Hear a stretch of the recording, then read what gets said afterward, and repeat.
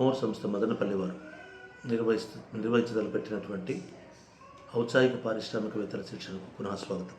అందరికీ నమస్కారం.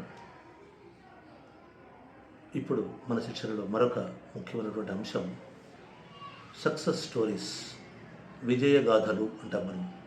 అంటే విజయగాథలు అంటే ఎవడో ఎక్కడో రాజు ఏదో చేశాడంట, టాటా బిర్లా కిర్లోస్కర్ మొఫత్లాల్ మొరాఠీ మిల్స్ వాళ్ళు చేసి కోటీశ్వర్లు అయిపోయినారంట, అంబానీ వాళ్ళు అదానీ వాళ్ళ గురించి కాదు.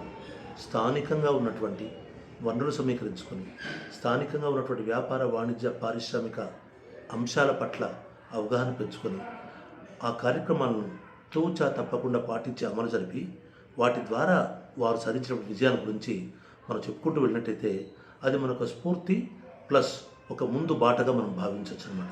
మన విజయానికి కూడా ఆ బాట మనకు ఉపయోగపడచ్చు అనమాట. థామస్ అల్వా ఎడిసన్ బల్బును కనుక్కున్నాడు.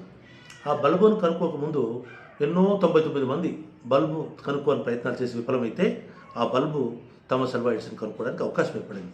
కాబట్టి మనకు కూడా అలాగే ఎంతోమంది గతంలో ఇక్కడ వ్యాపార వాణిజ్యాల స్థాపన, ఉదాహరణకి మనం ఎంసివి ప్రసాద్ ప్రకృతి వనం, అదేవిధంగా చిప్పిలో ఉన్నటువంటి కుంకుమ పువ్వును ప్రొడ్యూస్ చేస్తున్నటువంటి ఒక ఔత్సాహిక పారిశ్రామికవేత్తలు, ఔత్సాహిక వ్యవసాయవేత్తలు అని చెప్పచ్చు మనం.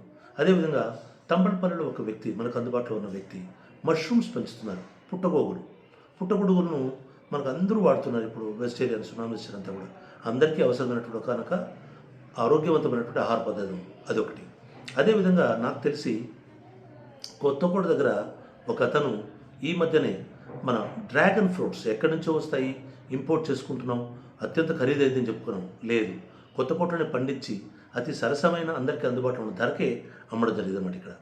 అంతేకాకుండా ఈ మధ్య నేను విన్నాను ఒకసారి, కాఫీ, నాణ్యమైనటువంటి కాఫీని కొత్తకోట దగ్గర ఒక అభ్యుదయ రైతు పండించి ప్రజలకు అందించినటువంటి తార్కాణం కూడా మన కళ్ళ ముందు కదలాడుతూనే ఉంది.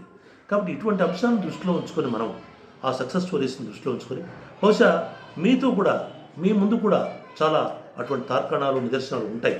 మీరు కూడా వాటిని చెప్పినట్టయితే మాతో పాటు అందరూ తెలుసుకుంటాం. వాటిని ఒక పునాదిగా వేసుకొని మనం నడిచే బాటకు చక్కటి దారి వేసుకోవడానికి అవకాశం ఉంటుంది అని చెప్పడమే ఈ సక్సెస్ స్టోరీస్ లేక విజయ గాథలు అన్నటువంటి అంశం యొక్క ముఖ్యమైనటువంటి భావన. కాబట్టి దీన్ని మీరు అందరూ కూడా అర్థం చేసుకొని దీన్ని ఆదర్శంగా తీసుకొని మనం మన గమ్యాలు చేరుకోవడానికి ప్రయత్నాలు చేస్తారని ఆశిద్దాం.